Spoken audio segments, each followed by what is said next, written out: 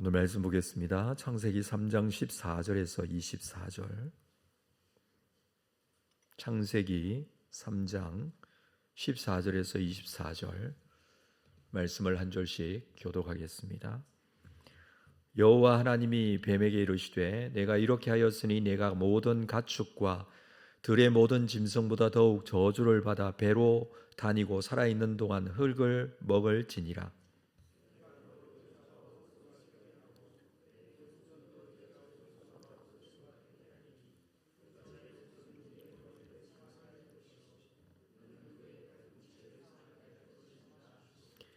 또 여자에게 이르시되 내가 네게 임신하는 고통을 크게 더하리니 내가 수고하고 자식을 낳을 것이며 너는 남편을 원하고 남편은 너를 다스릴 것이니라 하시고,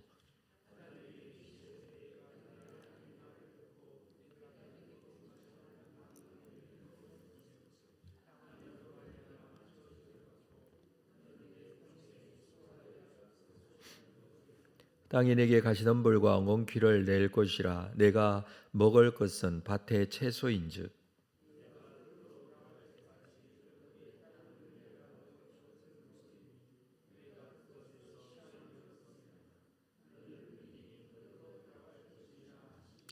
아담이 그의 아내 이름을 하와라 불렀으니 그는 모든 산자의 어머니가 됨이더라.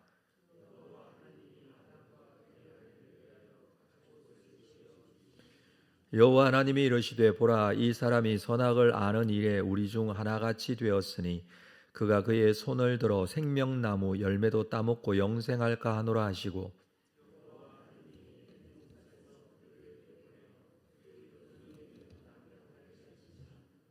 함께 읽습니다. 이같이 하나님이 그 사람을 쫓아내시고 에덴 동산 동쪽에 그룹들과 두루 도는 불 칼을 두어 생명나무의 길을 지키게 하시니라. 아멘. 아담과 하와가 하나님의 명령에 불순종하고 죄를 지음으로 인해서 나타나게 된 이 죄의 결과는 관계의 깨어짐이 대표적인 것입니다. 가장 먼저 하나님과의 관계가 깨어지게 되었죠. 죄를 짓고 가장 먼저 하나님을 피하고 하나님으로부터 숨은 모습을 보여줍니다. 사람에게 가장 중요한 것은 하나님과의 관계인데 죄라는 것이 하나님과 사람 사이에 끼어들게 되므로 같이 함께할 수 없게 되므로 하나님과의 관계가 깨어졌습니다. 사람이 살면서 해야 될 가장 중요한 일은 하나님과의 관계 회복입니다. 그래서 예수 그리스도께서 우리를 위하여 십자가에 죽으심은 이 하나님과의 관계를 회복하게 하심을 위함이었죠. 하나님께로 갈 수 있도록, 하나님을 만날 수 있도록, 하나님과 함께 할 수 있도록 하게 하신 것입니다. 사실 우리는 이것을 믿고 있는 사람들인 것이죠. 뿐만 아니라 사람과의 관계도 문제가 생겼습니다. 사람과 사람 사이에도 죄라는 것 때문에 문제가 생긴 것이죠. 하나님께서 아담에게 네가 먹지 말라 명한 그 나무의 열매를 먹었느냐라고 물을 때에 아담은 하나님께서 주신 여자가 그 열매를 주어서 먹었다, 하와 탓을 합니다. 많은 부분에서 사람 탓을 하고 살아가는 것을 보면 사람과의 관계가 이미 죄라는 것 때문에 정상적이 되지 않고 있다라는 것을 우리는 알 수 있습니다. 뿐만 아니라 사람은 자연과의 관계도 문제가 생겼습니다. 17절에 오늘 본문에 보면 아담에게 이르시되 내가 내 아내의 말을 듣고 내가 내게 먹지 말라 한 나무의 열매를 먹었은즉 땅은 너로 말미암아 저주를 받고 너는 내 평생에 수고하여야 그 소산을 먹으리라. 땅이 저주를 받습니다. 그래서 평생 수고하여야 소산을 먹을 수 있다라고 합니다. 이 사람의 타락이 자연에도 영향을 미치게 된 것이죠. 그래서 사람은 타락한 존재로 죄성을 가지고 있기에 자연과 환경을 파괴합니다. 그러다 보니 자연이 신음하고 자연에 문제가 생기고 이상기후나 지구온난화, 오존층 파괴 등 자연이 고통을 받고 있죠. 로마서 8장 22절에서 바울은 이렇게 말합니다. 피조물이 다 이제까지 함께 탄식하며 함께 고통을 겪고 있는 것을 우리가 아느니라. 이 피조물이 탄식하며 고통을 받고 있는 이유, 그것은 인간의 타락으로 온 자연과의 관계가 문제가 생기고, 자연은 당연히 사람을 공격하는 존재로 그렇게 남아 있습니다. 이 모든 것이 타락의 결과로 나타난 것입니다. 뿐만 아니라 인간은 자기 자신과의 관계도 문제가 생겼습니다. 7절 말씀에서 3장 7절에서 그들은 죄를 짓고 난 이후에 부끄러워져서 무화과 나무 잎을 엮어 치마로 만들었다라고 합니다. 죄로 인해 부끄러워지게 되었고 고민이 생겼습니다. 그래서 생각해낸 것이 무화과 나무 잎으로 치마를 만들어 엮어 입는 것이었습니다. 그런데 문제가 생겼죠. 그것은 조금 지나면 이 무화과 잎이 말라 버리기 때문입니다. 이것은 임시적인 지혜입니다. 임시적인 지혜로 부끄러움을 가리지 못했다는 것이죠. 인간은 인간이 가진 노력이나 능력으로 자기의 부끄러움을 가릴 수 없는 존재가 된 것입니다. 원래는 그렇지 않았습니다. 인간은 지혜로운 존재였습니다. 온갖 짐승이며 공중의 새의 이름을 다 지어줬습니다. 하나님보다 조금 못한 놀라운 통찰력과 지혜를 가진 존재가 인간입니다. 그런데 타락하면서 이 지혜도 타락하게 된 것이죠. 인간은 스스로 자기의 지혜를 의지할 수 없다는 것을 인정해야만 합니다. 그런데 옛 생각을 버리지 못하고 인간이 가진 지혜로 할 수 있다고 늘 생각합니다. 인간에게 있어서 가장 큰 오류는 내가 할 수 있다라는 것이죠. 할 수 없는 문제가 대부분이고, 정말 하나님께 맡겨야 하는데, 하나님께서 해주셔야 하는데 그렇지 못한 이 인간의 교만 때문에 늘 문제가 생깁니다. 자신과의 관계가 문제가 생겨서 그런 것이죠. 인간은 늘 육신의 정욕과 안목의 정욕, 이생의 사량에 묶여서 신음하고 있는 존재, 인간의 모습입니다.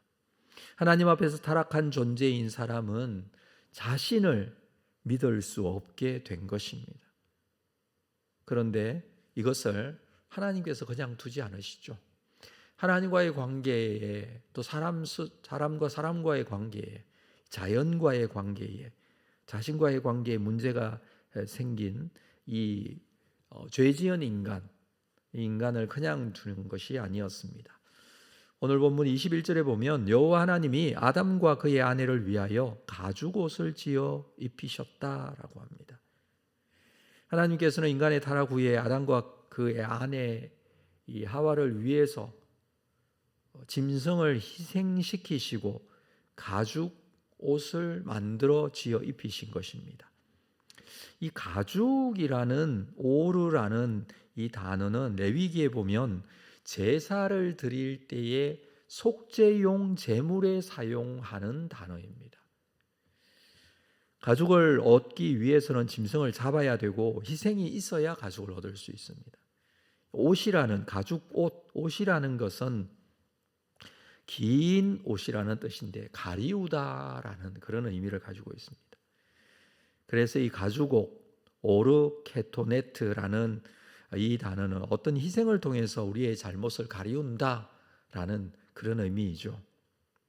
지금 아담과 하와를 위해서 하나님께서 가죽옷을 지어 입히셨다는 것은 이 말씀을 읽고 있는 이스라엘 백성들에게는 어떤 의미가 있을까요? 이 광야에서 출애굽한 이스라엘 백성들이 시내산에서 하나님으로부터 율법을 받고 또 제사법에 대해서, 성막에 대해서 그렇게 준비해서 가나안으로 출발하게 되었는데, 그때에는 이미 이제 하나님 앞에 제사할 때 어떻게 드려야 되고 예배할 때는 어떻게 해야 되는지에 대한 부분들이 있었습니다. 창세기의 말씀은 이것이 왜 이렇게 되었는지에 대한 부분에 대한 설명이죠. 하나님께 나아갈 때 희생 제물을 가지고 나아가는 제사법, 이것이 바로 이것을 설명해 주는 것입니다. 뿐만 아니라 이것은 우리의 범죄로 말미암아 죽을 수밖에 없었지만 예수 그리스도께서 대신 희생하시고 죽으시고 우리의 수치를 가리시고 우리의 죄 문제를 해결하시고 그리고 우리를 회복하셔서 구원을 완성하신다라는 의미가 이 속에 이미 담겨 있는 것입니다. 자, 22절 말씀을 볼까요? 여호와 하나님이 이르시되 보라, 이 사람이 선악을 아는 일에 우리 중 하나 같이 되었으니 그가 그의 손을 들어 생명나무 열매도 따먹고 영생할까 하노라. 자, 이 본문은 좀 해석하기가 쉽지가 않은데 쉽게 좀 볼 수 있는 본문입니다. 아담이 죄를 지었습니다. 그런데 생명나무의 열매를 따먹으면 영생을 하게 된다라고 합니다. 죄를 짓고 죄인의 모습으로 영생하게 되는 것, 이것은 결코 복이 아닙니다. 죄인은 죄의 모습을 가지고 죄를 짓고 살 수밖에 없는데 영생나무의 열매를 따먹고 영생한다라는 것은 굉장히 큰 문제가 생깁니다. 오히려 그것은 저주이죠. 그래서 하나님께서는 아담과 하와를 에덴에서 쫓아내십니다. 23절에 보면 여호와 하나님이 에덴 동산에서 그를 내보내시어 그의 근원이 된 땅을 갈게 하시니라. 에덴에서 추방하시죠. 영원히 살 수 있는 존재로 놔두시지 않고 죽는 존재로, 죄로 인하여 죽을 수밖에 없는 그 존재로 그렇게 에덴에서 추방하십니다. 그래서 인간은 근본적으로 버림받은 그 상처가 그 마음속에 깊이 남아 있습니다. 인간이 잘하고 잘못하고를 떠나서 인간의 심리에는 이미 근본적으로 상처, 이 아픔이 이미 남겨져 있습니다. 자, 24절 볼까요? 이같이 하나님이 그 사람을 쫓아내시고 에덴 동산 동쪽의 그룹들과 두루 도는 불칼을 두어서 생명나무의 길을 지키게 하시니라. 하나님께서 인간을 쫓아내시고 지키게 하십니다. 이 생명나무의 길, 생명나무로 갈 수 있는 길을 지키게 하십니다. 그룹들과 두루 도는 불칼로 지키십니다. 그룹은 천사인데 불칼, 이 불과 칼이라는 뜻입니다. 이것은 무엇을 상징하느냐 하면 심판과 저주, 죽음을 의미합니다. 그것은 그 길은 생명나무로 가는 길은 죽어야 갈 수 있는 길이다, 그 말입니다. 그래서 생명나무의 길을 지키게 했다라는 것은 길이 있기는 한데 길을 만들어 두었는데 그것은 죽어야만 갈 수 있는 길, 죄를 지은 인간이 살아서는 갈 수 없는 길이라는 그런 의미예요. 그래서 인간에게는 생명나무로 갈 수 있는 능력이 없습니다. 그래서 대신 어린 양이신 예수 그리스도께서 죽으시고 우리가 예수 그리스도의 십자가의 죽음을 대신하여 들어갈 수 있게 된 것입니다. 히브리서 10장 19절에 그러므로 형제들아 우리가 예수의 피를 힘입어 성소에 들어갈 담력을 얻었나니 그 길은 우리를 위하여 휘장 가운데로 열어놓으신 새로운 길이요 휘장은 그의 육체니라. 예수 그리스도의 십자가의 죽음으로, 십자가의 죽음은 실제적인 죽음이죠. 몸이 찢기시면서 하나님께로 갈 수 있는 길, 그 길을 열어놓으신 것입니다. 바로 생명나무로 하나님께로 나아갈 수 있도록 휘장을 찢으시듯이 예수님의 육체를 찢으시고 우리에게 이 길을 열어놓으신 것입니다. 그렇죠. 우리는 예수님의 대속적 죽음으로 인해서 구원을 받고 죽음에서 건짐을 받았습니다. 이것이 보여주는 것은 죄로 인해서 인간은 하나님께로 갈 수 없는 존재였지만 예수 그리스도의 대속으로 하나님께 갈 수 있다는 것을 말합니다. 예수로 인해서 구원을 받은 존재가 되었다라는 것을 설명하는 것이죠. 예수님의 십자가의 죽음, 이것은 죄의 문제를 해결하였고 또 이것으로 인하여 하나님과의 관계가 회복된 것입니다. 뿐만 아니라 사람과의 관계, 문제가 생긴 이 관계도 회복되었습니다. 자연과의 관계, 인간 스스로 자신과의 관계도 회복되었습니다. 그럼에도 불구하고 우리는 여전히 이 회복이 완성되지 못하고 연약한 모습이 자주자주 나타나는 경우들이 있습니다. 문제가 자꾸 생기죠. 그것은 우리의 이 죄인의 모습이 완전히 구원의 완성이 이루어지기 전인 구원의 완성을 위하여 하나님께로 가고 있는 그런 과정임을 다시 한번 보여주는 것이죠.